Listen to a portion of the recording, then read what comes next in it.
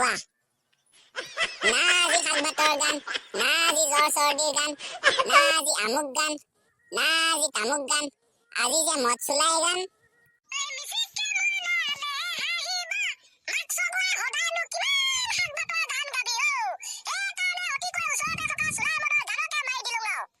তাকে মই মাতটোকে ধৰিবই পৰা নাই নহয়। তোৰ কিবা চৰ্দি তৰ্দি জ্বৰ হৈছে নেকি ঐ? ছাৰ, জ্বৰ চৰ্দি কাহে তামাম এণ্টি মাৰিলে মোৰ শৰীৰত মাক চকলাই, সেইকাৰণেহে ভইচটো এনেকুৱা হৈছে। আচ্ছা, একো নাই দে। বতৰৰ বেমাৰ বতৰত নহলে কেতিয়া হব, হয়নে নাই? সেইটোকে এতিয়া সান্তনা হিচাপে লৈ ছাৰ আগবাঢ়ি গৈছো ন। ঠিক আছে দে, নাইচ টু মিট ইউ। আজি তহঁতক মই বিৰাট এটা ডাঙৰ প্ৰশ্ন সুধিম, যিটো কুৱেশ্যনৰ এনচাৰ তহঁতে মোক দিব লাগিব। হাম হে না ছাৰ, হাম বহি আছো না, আপুনি একো টেনচনেই ল'ব নালাগে। তহঁতি গম পাইছনে বৰ্তমান মেট্ৰিক পৰীক্ষা চলি আছে, তাৰ লগতে বিভিন্ন ধৰণৰ বিষয় চলি আছে, যেনে পেপে 13 এচেপ্টা। ইয়াৰ ওপৰত তহঁতি ইণ্টাৰেষ্টিং কুৱেশ্যন বনাব লাগিব। কুৱেশ্যন প্ৰশ্ন বনাবলৈ তোন পৰা যায় মাক চকলাই। তেনে বনা। প্ৰথম প্ৰশ্নটো আমি নবনালেও ভাইৰেল হৈছে। ৰবানী স্বয়ং দাদাৰ সেই যে 13 শ্বৰ্ট ফিল্মখন ওলাইছিল, তাৰে এটা ধুনীয়া প্ৰশ্ন, কেইবাটাও আছে, প্ৰথমটো কম। মজা। প্ৰথম প্ৰশ্ন অনুসৰি তপন দাস কিয় মৰিবলগীয়া হ'ল? চিম্পুল উত্তৰ, সেইদিনাখন পুৱা ফূৰ্তিতে আছিল নে কেইলে আছিল নাজানো, মদ খাই আহিছিল, এক্সিডেণ্ট হ'ল, মৰি থাকিলে, সেইকাৰণে মৰিবলগীয়া হ'ল তপন দাস। মানে ছাৰ আপুনিও চাই থৈছে শ্বৰ্ট ফিল্মখন? পুৰা চাইছো, নকবি আৰু। নেক্সট প্ৰশ্ন অনুসৰি উৰুলি কিয় দিছিল? 13 আধাৰত বুজাই লিখা। 13 নামৰ শ্বৰ্ট ফিল্মখনৰ আধাৰত বুজাই লিখিব লাগে যে উৰুলি কিয় দিছিল। গম পাইছেনে ৰাইজ, তৎক্ষণাত বিয়া হৈ গল তপন দাস আৰু জোনাকীৰ। চিম্পুলকে বুজাই দিলো, বিয়া হৈছিল কাৰণে গাঁৱৰ গামবুঢ়া আৰু ৰাইজে উলুলুলুকে উৰুলি দিছিল। ছাৰ ধুনীয়াকে বুজাই দিছে দেখোন আপুনি। একদম আৰু নকবি। তাৰ পাছত কি প্ৰশ্ন আছে?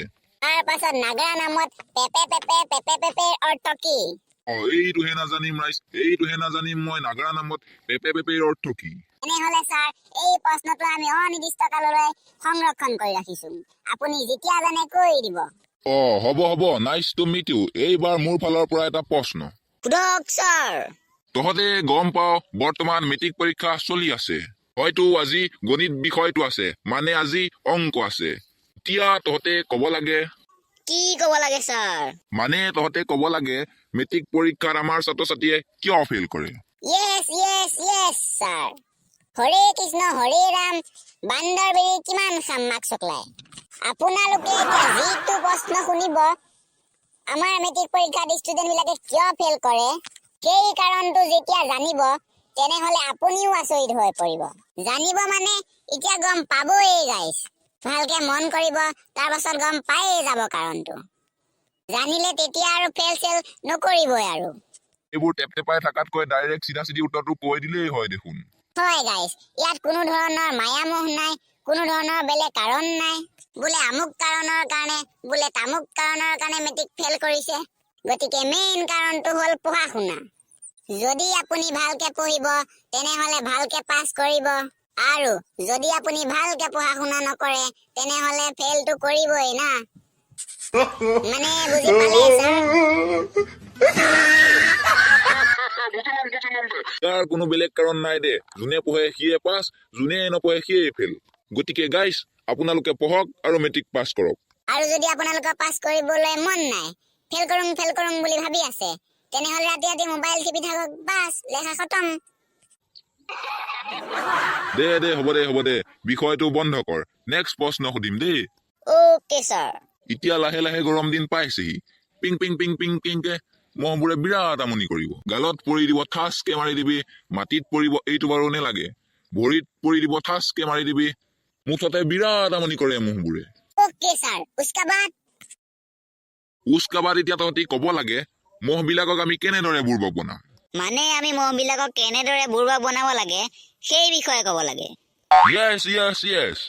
মোৰ হাতত এটা ছাৰ মাক চকলাই সৰু সুৰা আইডিয়া আছে।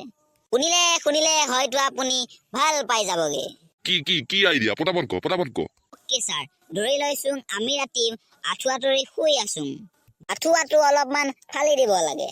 এতিয়া ৰাতি মহবিলাক সোমাই যাব আঁঠুৱাত আৰু মহবিলাকে আমাক কামুৰিবগে।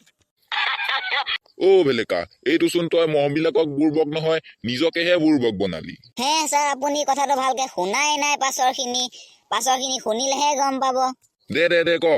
অ'কে ছাৰ, সেইটো বাৰু গম পাই গ'ল। এতিয়া মহবিলাক সোমাইছে আৰু আমাক কামুৰিছে। দিনাখনি হৈ গ'ল। নেক্সট দিনাখনহে আমি বুৰ্বক বনাম না। কেনেকৈ বনাবি হে? সেনেকে ছাৰ, মানে আমি যিডোখৰত ফালিছিলোং তাৰ ওচৰতে আমি আকৌ অকণ ফালি দিম। এতিয়া আপুনি স্ক্ৰীনত দেখা পাইছে, কাগজৰ গোলকৈ কেনে ইটো ফুটাৰ পৰা সিটো ফুটালৈ উলিয়াই দিম। বুজিলো। দুটাই একদম ফালি লৈছে, কাগজৰ গোল কৰিছে, এঠাইত সোমোৱাইছে, আন ঠাইত উলিয়াই দিছে। মোৰ আইডিয়াটো এইটোৱে ছাৰ। এতিয়া আগদিনাখনি মহবিলাক সোমাই আছে না, পিছদিনাখনিও সেই ফুটাটোতে সোমাব। গৈ ইটো ফুটাত সোমাই সিটো ফুটা দি ওলাই যাবগৈ। সোমাব, কিন্তু আমাৰ আঁঠুৱাৰ ভিতৰত ইফালৰ পৰা গৈছে, আনপানে ওলাই গৈছে। কিন্তু আমাৰ আঁঠুৱাৰ ভিতৰত সোমাবই নোৱাৰিলে।